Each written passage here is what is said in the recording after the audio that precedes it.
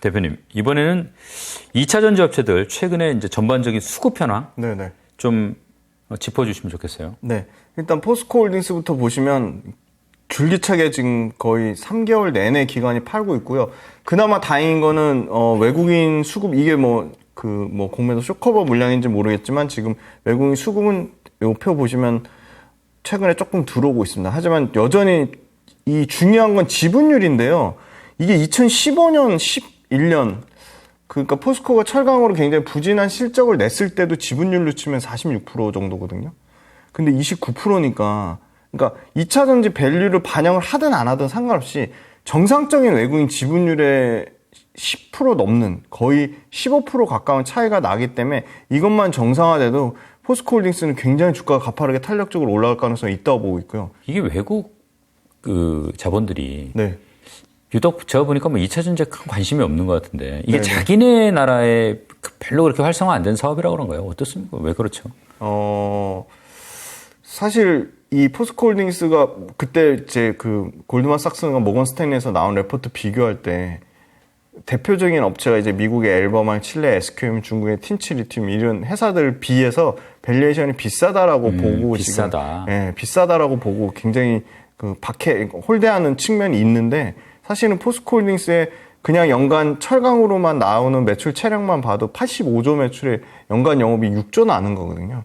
그래서 지금 밸류에이션이 지금 주가가 또 빠지는 바람에 한 13배, 14배예요. 그러니까 전혀 2차 전지 밸류가 아니기 때문에 이거는 얼마든지 왜냐면 포스코홀딩스 측면에서도 완전히 우리는 2차 전지 소재로 탈바꿈하고 있는 걸 굉장히 공격적으로 IR을 하고 있는 상황이에요. 그래서 그냥 철강의 밸류가 아니라 2차 전지 밸류의 그냥 평균치값만 줘도 사실 외국인 지분율이 이렇게 극도로 낮을 이유는 없는 것 같고 전체적으로 보면 기관도 지금 엄청나게 팔고 있거든요. 그래서 외국인 기관 수급이 제일 좀 안 좋은 상황이고요. 포스코 퓨처엠은 조금 다릅니다. 포스코 퓨처엠은 원래도 외국인 지분율이 낮았지만 최근에 기관하고 외국인 쪽에서 이 빨간색이 더 많이 보이시죠. 동반 조금 매수가 좀 들어오고 있고요. 예. 가장 좀 양극재 단에서는 외국인과 기관에 크게 이렇게 저항 세력이 없는 외국인도 포스코 퓨처엠에 대해서는 좀 긍정적으로 보는 측면이 있는 것 같고 포스코홀딩스하고는 또 조금 다른 수급의 모습을 좀 보여주고 있습니다. 기관도 포스코 퓨처엠 같은 경우는 목표가를 상당히 상향하는 모습을 많이 보여주고 있고요. 그래서 아무래도 포스코 퓨처엠은 밸류에이션이 비싼데 앞으로 실리콘 음극재라든지 밸류체인 내재화 측면에서 가장 조금 높은 프리미엄 할증을 주는 부분이 좀 반영이 좀 된 것 같습니다. 그래서 수급적으로는 좀 양호하다. 홀딩스랑 좀 다르다. 네. 에코프로도 공매도 이따가 잔량 보여드리겠지만 공매도 잔량 급격하게 줄었지만 최근에 기관 외국인 쌍매수가 들어오고 있어요. 그래서 포스코홀딩스랑 완전히 좀 다른 상황이고요. 지금 에코프로가 100만 원대를 그래도 꾸준히 지지하는 이유는 기관과 외국인 수급이 꾸준히 좀 들어오고 있다. 굉장히 덩어리 큰 수급들이 들어오고 있고요. 에코프로 BM 같은 경우는 기관이 엄청나게 사고 있거든요. 그래서 30만 원 초반 가격대에서는 좀 에코프로 BM 기관 쪽에서는 좀 매력이 있다고 보는 것 같아요. 요거 보시면 빨간색이 압도적으로 최근에 계속 꾸준히 지금 사고 있거든요. 그 다음에 외국인은 샀다가 팔고 있지만 그 판 물량을 기관이 그대로 다 받고 있고요. LG 에너지 솔루션 같은 경우는 기관 외국인 모두 엄청나게 계속 팔다가 최근에 그나마 기관 쪽 물량은 들어오고 있지만 에코프로 그룹보다는 수급이 이렇게 좋은 상황은 전혀 아니다라고 말씀드리겠습니다. 수급은 LG화학이 가장 나쁜데요. 기관하고 외국인 모두 펀더멘탈에는 사실 아까 말씀드린 양극재 업체, 그러니까 첨단 소재 업체로 완전 탈바꿈이 됐음에도 불구하고 70만 원대부터 지금 56만 원까지 27%가 넘게 빠졌고요. 주가 측면에서는 굉장히 지금 PER로 치면요. 그냥 이거 일반 화학 업체 PER 딱 그 정도 평균도 안 되는 수준 PER이거든요. 그래서 저는 굉장히 LG화학을 굉장히 좋게 보는 입장에서 주가가 계속 빠져서 좀 안타까운 입장이긴 한데 그러면 LG화학이 계속 이렇게 저평가 받을 거냐. 왜냐면 LG화학은 지금 투자 심리가 급격하게 악화된 부분이 크거든요, 사실. 워낙 LG화학이 그러면 양극재 사업부 또 분할하는 거 아니야? 그런 악재 때문에 사실 빠지는 거지 펀더멘탈에는 전혀 문제가 없다. LG화학도 에코프로나 포스코그룹처럼 굉장히 밸류체인 내재화가 잘 돼 있고 양극재 캐파 얘네도 지금 48만 톤까지 하겠다고 했거든요. 그럼 48만 톤이면 포스코 퓨처엠 에코프로 BM 다음에 3위거든요. 그러니까 글로벌 업체로 쳐도 탑5 안에 들어가는 그 정도 건인데 이렇게 주가가 고점 이게 사실 1월달 대비로도요 마이너스 수준이거든요. 그래서 너무 LG화학은 지금 저평가돼 있다. 너무 많이 내렸어요. 너무 심한 수준이다. 그래서 분명 이건 정상화 될 건데 갖고 계신 분 입장에서는 뭐 진짜 복장 터지시겠지만 그래도 이걸 팔고 갈아타서 다른 걸로 가는 건 저는 좀 조심을 하자 그렇게 말씀드릴 수 있을 것 같고요. PNT 같은 경우 장비 업체를 소개해드렸는데 굉장히 수급 좋습니다. 최근에 외국인과 기관의 동반 순매수세가 좀 들어오고 있고요. 특히나 외국인 쪽에서 매수세가 들어오고 있습니다. 요거 보실 때 수급 보실 때 기관이 주도적으로 매수해서 주가가 올라가는 흐름을 보이는 게 있고요. 외국인이 주도적으로 매수를 하면서 더 많이 하면서 주가가 올라가는 흐름을 보실 수 있습니다. 그래서 그걸 한번 체크를 해보세요. LG에너지솔루션 같은 경우는 기관이 집중적으로 매수할 때 주가가 올라가거나 가는구나. 그걸 잘 체크를 해보시면 굉장히 재밌습니다. 최소한 2차전지 투자하시는 분이면 종목마다 다 달라요. 어떤 거는 뭐 PNT 같은 경우는 외국인이 땡겨서 주가가 올라가고요. 예를 들어 뭐 DNT 같은 경우는 기관이 땡겨서 올라가고 기관이 좋아하는 종목, 외국인이 좋아하는 종목 미묘하게 차이가 있습니다. 그러면 내 종목의 과거 수급의 히스토리를 잘 알아두시면 충분히 다시 적용할 수가 있는 거죠. 그래서 DNT 같은 경우는 지금 기관 수급이 거의 없는 상황에서 주가가 부진한 상황인데 만약에 여기서 조금만 기관의 수급이 들어오면 굉장히 가파르게 드라마틱하게 올라갈 수 있는 거고요. 나노신소재도 최근에 주가가 견조하게 지금 유지하는 모습을 보이는 거는 외국인이 계속 파는데 그 물량을 지금 기관이 계속 다 받고 있다. 그래서 14만 원대에서는 기관도 좀 매력적인 가격대로 좀 보는 것 같고요. 요 매수한 잔량에다가 종가를 곱해서 평균값을 내보시면 외국인 기관 매수 평균 가격이 나옵니다. 그거를 그냥 HTS에서 외국인 기관 평균 매수가 이렇게 성의 없게 검색하지 마시고 직접 한번 평균 단가, 평균 매매량 곱해서 그걸 평균값을 내보세요. 그럼 그게 엄청나게 공부가 됩니다. 그래서 TC스틸 같은 경우는 최근에 저희가 히든 챔피언을 소개해드렸는데 외국인 수급이 조금 붙고 있다. 근데 이렇게 2만, 4만, 6만 요렇게 단위가 들어올 때 말고 8월 2일 같은 경우는 27만, 7월 27일 같은 경우 수급이 20만, 7월 20일 같은 경우는 14만 이렇게 뭉텅이로 들어오는 수급이 들어올 때는 한번 좀 눈여겨보자. 이렇게 뭉텅이로 사는 주체가 누구냐? 역시 TC스틸 같은 경우는 외국인이 주도 세력으로 땡기고 있다. 그렇게 설명해드릴 수 있을 것 같고요. 사마 알미늄 같은 경우도 계속 지금 줄기차게 기관이 팔고 있는 거를 외국인이 다 받고 있다. 외국인 지분율이 사마알미늄 지금 37.55%까지 올라갔거든요. 아마 이게 거의 역대 최대 수준일 텐데 그러면 사마알미늄의 주도 세력은 외국인일 가능성이 매우 높겠구나. 이렇게 좀 유추해 볼 수가 있겠습니다. 2차 전지 업종 최신 이슈들은 어떤 게 있습니까? 이것도 한번 좀 정리 좀 해봤으면 좋겠어요. 네네. 최근에 일단 뭐 메탈 가격 양극재 빠지는 건 말씀드렸고 최근에 좀 이슈를 말씀드리면 동박 관련돼 가지고 이게 미국 에너지부가 저장하는 핵심 소재 최종 목록에 동이 포함돼 가지고 첨단 에너지 프로젝트에 따라서 동이 첨단 생산 세액공제, 세금 공제를 10% 추가를 더 받는 자격이 부여되는 거 아니냐. 그런 이슈가 있었는데요. 이 동박하고 동은 완전히 다른 거죠. 그러니까 동이 동박의 주 원재료인 건 분명한데 IRA의 기준에 따르면 원재료에서의 동과 제품으로서의 동박을 구분해 놨거든요. 그러니까 당연히 동박만 적용이 되는 거죠. 그러니까 새롭게 크레딧 적용이 안 되는 거죠. 그러니까 10% 추가 받을 수 없는 거고 이미 작년 12월 달에 재무부의 화이트 페이퍼에서 동박의 구성재료 재정의를 했어요. 그러니까 배터리 부품이 아닌 핵심 광물로 분류했기 때문에 그냥 기존에 동박에 갖는 10% 세액공제 그걸로 그냥 한정이 되는 거고요.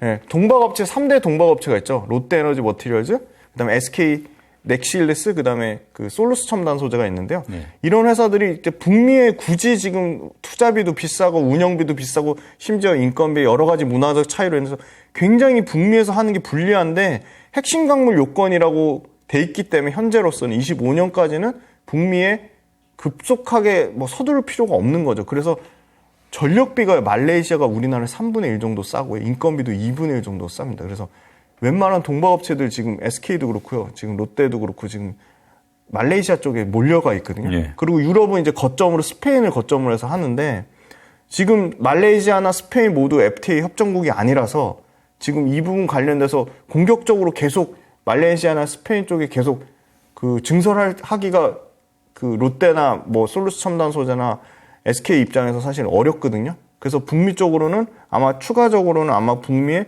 공장을 지을 건데 그 부분이 언제 뭐 내년이 될지 내후년이 될지는 좀 상황을 좀 지켜봐야 된다. 그렇게 보고 있고요.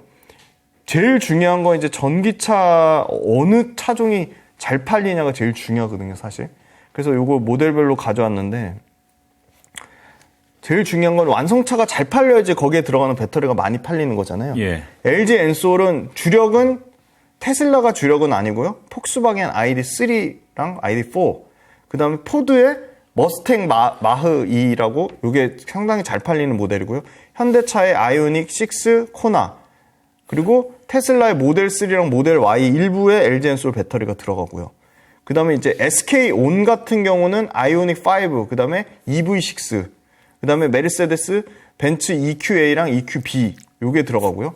삼성 SDI는 픽업 트럭인 리비안 R1TS, 그리고 BMW 고가 차종이죠. i4, i7X, 그리고 아우디의 이트론이 삼성 SDI 모델이 들어가고요. 파나소닉은 테슬라 북미 시장에 들어가는 모델 Y랑 모델 S에만 들어갑니다. 그래서 굉장히 좀 고객사가 굉장히 협소하고요. CATL이 중요한데 CATL이 생각보다 엄청 글로벌 완성차에 많이 들어갈 것처럼 보이지만 주력으로 들어가는 거는 테슬라 모델 3, 모델 Y고요. 그 외에는 SAIC라고 하는 상하이 자동차의 MG ZS랑 MG4, 그 다음에 중국 내수용차인 광저우 자동차의 아이온 Y, 그 다음에 리오에 들어가고요. BYD 같은 경우는 완전 중국 내수죠. 그 유한 플러스 아토3란 2천만 원대 미만 저가 차종, 이게 여기에 들어가고요. 그래서 완성차 글로벌로 북미랑 유럽 데이터 계속 말씀드리는데 북미랑 유럽 데이터 1등부터 5등 사이에 모두 LG 엔솔, SK온, 삼성 SDI가 골고루 지금 들어가 있습니다. 근데 최근 나온 이슈로 조금 위협이 될 수도 있다고 보는 게 CATL의 그 LFP 배터리가 LG 엔솔의 주력으로 들어가는 포드 머스탱 마흐 2, 요 모델에 CATL LFP 배터리가 들어갈 확률이 높다고 지금 발표가 나온 게 있습니다. 그래서 그런 측면은 LG 엔솔의 좀 위험 요인이 될 수도 있을 것 같고요.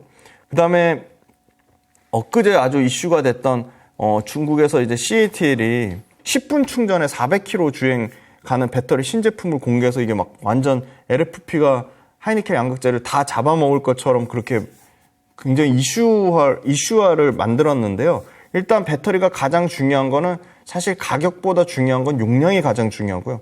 그 다음에 두 번째가 가격이고요. 세 번째가 충전 속도입니다. 근데 이 CATL 배터리 같은 경우는 제일 중요한 거는 이 LFP 배터리가 저온에서 그 다음에 극심한 온도 변화가 심한 환경에서 충방전 속도가 굉장히 떨어지거든요. 근데 이걸 뭐 30분 내로 80%까지 충전할 수 있다고는 했지만 실제 이게 30분 내로 80% 충전할지는 양산하는 물량을 봐야 되는 거고요. 이 연구개발에서 성공했다고 양산까지 가려면 최소한 2년 넘게 소요가 됩니다. 그래서 이거는 어떻게 보면 CATL의 좀 희망사항인 것 같고 사실은 이 C레이트라는 게 굉장히 중요합니다. 그래서 이 용어는 꼭 아시면 좋을 것 같은데요. 배터리의 충전 속도를 나타내는 용어입니다. 근데 이게 C레이트가 배터리의 전력과 배터리 전체 용량 간의 비율이거든요. 그래서 지금 얘네는 지금 C레이트 4C에서 충전하는 LFP 배터리를 한다고 했는데 이게 현실적으로 4C에서 충전하려면 엄청나게 지금 용량이 좋아야 되는데 지금 이렇게 4C에서 충전 가능한 엄청나게 용량 좋은 거는 BYD의 블레이드 배터리라는 게 있습니다. 근데 BYD의 블레이드 배터리도 사실 하이니켈 양극재랑 가격 차이가 별로 안 나거든요. 그래서 그 정도 용량이 나오지도 않을 뿐더러 그 정도 이 LFP 배터리 저가로 그렇게 용량을 맞출 수가 없다. 그래서 사실 이거는 CATL이 자기네들 LFP 배터리를 많이 팔기 위한 어떻게 보면 과대 선정용이라고 보고 있고요. 이걸 가지고 너무 CATL에 대해서 그러면 국내 이제 하이니켈 배터리가 상당히 어려운 위치를 차지하게 돼서 그런 어떻게 보면 잘못된 이슈를 양산하는 거에 대해서 좀 저희가 굉장히 좀 주도 면밀하게 이슈를 좀 체크해 봐야 된다. 그렇게 말씀드리겠습니다. 이게 이제 뭐 되는 업종이다 보니까 참 이래저래 해서 어떻게 보면은 좀 과장된 뉴스나 이런 것도 좀 많은 것 같아요. 굉장히 많습니다. 네. 2차 전지 지금 공매도는 어떻습니까? 전체적으로 보니까 뭐 줄어들지는 않고 있는 것 같은데. 네네. 관련 기업도 공매도 현황 좀 한번 네. 살펴봐 주십시오. 요 첫 번째 표는 이제 공매도 업체 입장에서 수익이 나는지 표인데요. 예. 자, 이 대비율을 보시면 됩니다. 대비율이 일단 우선 순위부터 말씀드리면 코스피에서는 포스코홀딩스, 포스코퓨처엠 1등, 2등은 계속 놓치지 않고 있고요. 코스닥에서는 에코프로, BM, LNF가 순위를 놓치지 않고 있습니다. 자, 플러스 15.84%라는 거는 자, 이 6개월치 값을 가져왔는데요. 6개월치, 3개월치, 1개월치, 5일치 이제 계속 어떻게 가격이 변하는지 좀 눈여겨 보시면요. 포스코홀딩스의 6개월 가격을 보시면 15.84 플러스 돼 있습니다. 그러면 플러스라는 얘기는 공매도가 산 가격으로부터 15.84% 마이너스인 상황이고요. 포스코홀딩스는 가격이 올랐기 때문에 손해본 거라 얘기죠. 그렇죠. 네. 포스코퓨처엠도 역시 마이너스 상황입니다. 13.27% 마이너스 상황인데 이게 3개월 지나면 급격히 바뀝니다. 5월달 데이터부터 8월 18일 지난 금요일 데이터를 보시면 포스코홀딩스가 0.26% 플러스입니다. 그러니까 거의 공매도 세력이 3개월 전에 공매도 친 세력은 지금 포스코홀딩스로 손실이 아닌 거죠. 아닌 거죠. 거의 본전 수준이고요. 포스코퓨처엠은 오히려 3.35% 마이너스입니다. 마이너스라는 얘기는 포스코퓨처엠 공매도 친 세력이 3.35% 수익이라는 얘기입니다. LG엔솔 같은 경우는 3개월 세력 보시면 3.75% 여전히 수익이라는 얘기고요. 1개월 단위로 끊어보시면 포스코홀딩스가 마이너스 10.35%입니다. 최근에 포스코홀딩스 주가가 빠지면서 공매도 세력이 10.35% 수익 중이라는 얘기고요. 포스코퓨처엠은 더합니다. 지금 19.26% 수익 중입니다. LG에너지솔루션 3.85% 수익 중이고요. 최근 5일치 8월 11일부터 18일까지 데이터를 보면 포스코홀딩스가 지금 2.29% 그러니까 2.29% 마이너스니까 2.29% 수익 중이라는 얘기고요. LG에너지솔루션이 1.43% 수익 중이라는 얘기고요. 포스코퓨처엠이 1.92% 수익으로 지금 다 전환됐다. 3개월을 기점으로 지금 완전 전환됐다는 거고요. 두 번째 데이터 이제 에코프로 보시면 6개월 전만 해도 에코프로 BM이 16.65% 마이너스였고요. 에코프로가 마이너스 66.7% 마이너스였거든요. 그래서 급격하게 에코프로 그 쇼커버 물량이 들어온 거고요. 3개월 데이터를 보면 여전히 3개월 데이터 에코프로 여전히 마이너스입니다. 지금 마이너스 19.9%고요. 에코프로 BM은 3.64% 수익 중이었습니다. 근데 1개월 데이터로 보시면 에코프로 BM 20.7% 수익 중이고요. 공매도 세력이. 에코프로는 6.45% 공매도 세력이 수익 중입니다. 최근 5일치 보시면 에코프로 BM 1.28% 수익 중이고 에코프로 2.95% 수익 중이다. 그럼 실제 이게 잔고가 줄었는지 KRX 한국정보데이터에서 공매도 종합통계를 보시면 에코프로 보시면 잔고가 줄긴 줄었습니다. 원래 180만 주 정도 되다가 지금 148만 주 정도 됐고요. 주가가 빠지면서 잔고 금액이 6천억대까지 줄었고요. 원래는 1조 1천억대 정도 수준까지 유지했는데 5천억 정도가 좀 빠졌습니다.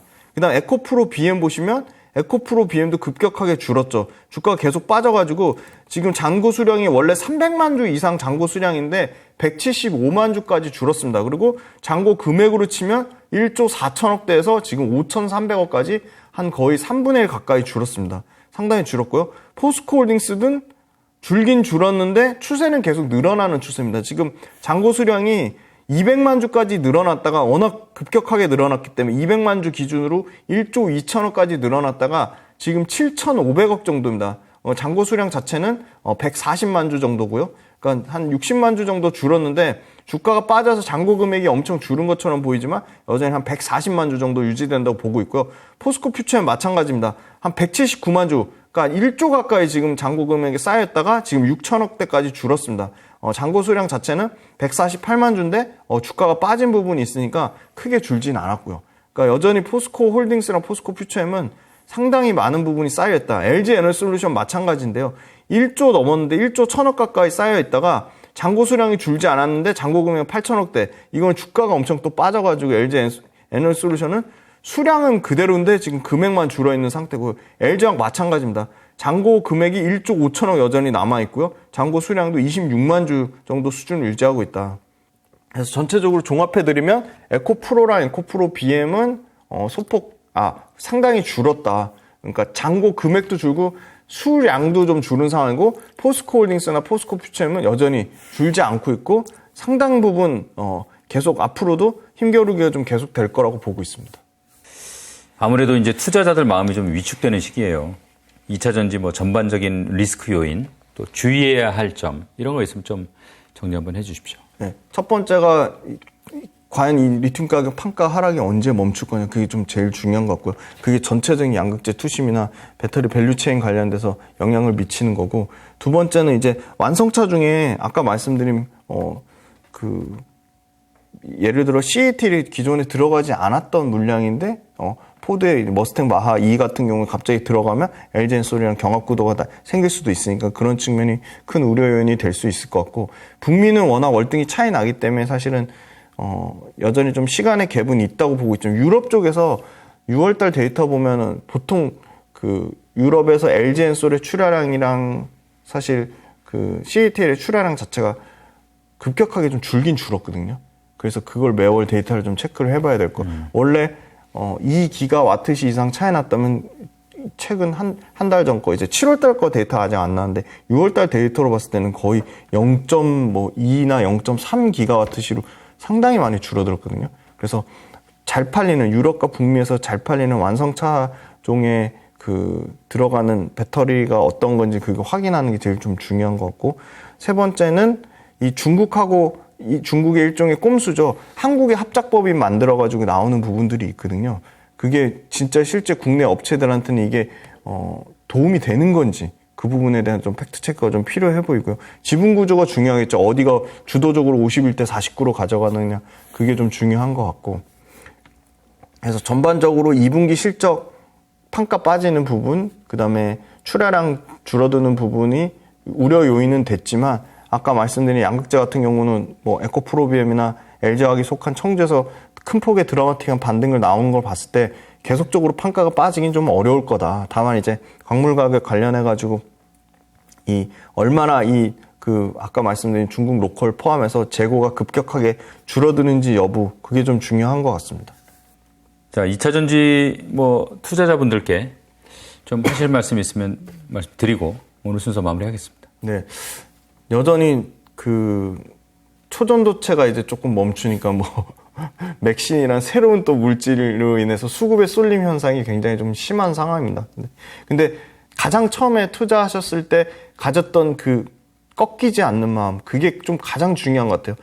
기본적인, 그러면 내 투자 마음이 꺾이지 않으려면 원칙이 있어야 되잖아요. 그 원칙은 여전히 변함이 없습니다. 첫 번째가 2차 전지 회사들의 소위 말하는 시장 침투. 그러니까 시장 침투율이 지금 전기차 기준으로 미국에서 9.2%, 그 다음에 유럽에서 한 19.8%, 그 다음에 중국에서 한 거의 31% 정도 되니까 북미하고 유럽에서 시장 침투율이 50%까지 올라와야 되니까 그러려면 아직 성장의 여력이 남아 있는 거죠. 그리고 두 번째는 2차 전지 관련된 회사들의 캐펙스 투자 증가율이 급격하게 줄어들어야 되는데 24년, 25년, 26년까지는 캐펙스 투자의 증가율이 여전히 압도적으로 양극재 업체가 가장 높긴 하지만 양극재 업체를 제외한 비양극재 업체들도 캐펙스 증가율이 50%가 넘는다는 거. 그게 순차적으로 줄어들겠죠. 근데 아마 순차적으로 줄어들려면 최소한 2, 3년 이상의 갭은 필요해 보이고, 세 번째는 이런 회사들, 밸류체인 회사들의 실적 증가율입니다. 매출액 증가율, 영업이익 증가율, 아까 저희가 재무구조랑 같이 봐드렸는데 매출액 증가율, 영업이익 증가율 모두 지금 50%를 상회하거든요. 이 50%가 갑자기 50%에서 0%로 되진 않습니다. 그래서 50%에서 30%, 20%, 10%. 그래서 그 줄어드는 기준점을 나는 매출액이 한 20% 정도 줄어들면 굉장히 좀 불안한 수준이다. 그 기준점을 한번 잡아보시고, 네 번째는 2차 전지를 대체할 만한 이런 맥신이라든지 초전도체 같은 테마주 말고 정말 그게 로봇이 됐든 AI 인공지능이 됐든 의료기기가 됐든 비만 치료제가 됐든 정말로 이 숫자가 찍히는, 매출과 이익이 50% 이상 성장하는 아주 매력적인 성장 산업이, 숫자가 찍히는 산업이, 대체 산업이 나타났을 때 그 네 가지 중에 공통적으로 두 가지 이상 만족하거나 아니면 나는 아주 보수적으로 잡아서 한 가지 이상만 만족하면 2차 전지를 매도하겠다. 그런 원칙을 세우시는 게 중요할 것 같고요. 그럼 네 가지 중에 뭐가 제일 빨라? 그러면 제가 봤을 때는 캐펙스 증가율이 둔화되는 게 아마 가장 빠른 시기가 올 것 같은데 그것도 향후 2년간은 시간은 걸릴 거다. 캐펙스 증가율이 급격하게 둔화되려면 최소 2년에서 3년 이상 소요될 거다. 그래서 주가에 사실 이렇게 주가 빠지는 거에 멘탈이 힘드시겠지만 저는 좀 긴 호흡으로 계속 보시라고 좀 말씀드리고 아직은 2차 전지를 대체할 만한 숫자가 찍히는 매력적인 성장 산업이 아직은 좀 안 보이고 있다. 좀 그렇게 말씀드릴 수 있을 것 같고요. 2차 전지 관련돼서 수급 관련돼서도 걱정하시는 부분들이 많아서 말씀드리면 수급은 언제든지 순환매의 성격을 띠기 때문에 수급은 언제든지 돌 수 있다. 그래서 지금은 뭐 초전도체나 이런 그 소위 말한 테마주 성격에 쏠려 있지만 그 부분은 정상화되면 급격하게 다시 완화될 거라고 그렇게 보고 있습니다. 네. 그러니까 오늘 뭐 2차 전지 총 정리 한번 했는데 그러니까 뭐 투자에 많은 도움이 됐으면 좋겠습니다. 네네. 오늘 고맙습니다. 감사합니다.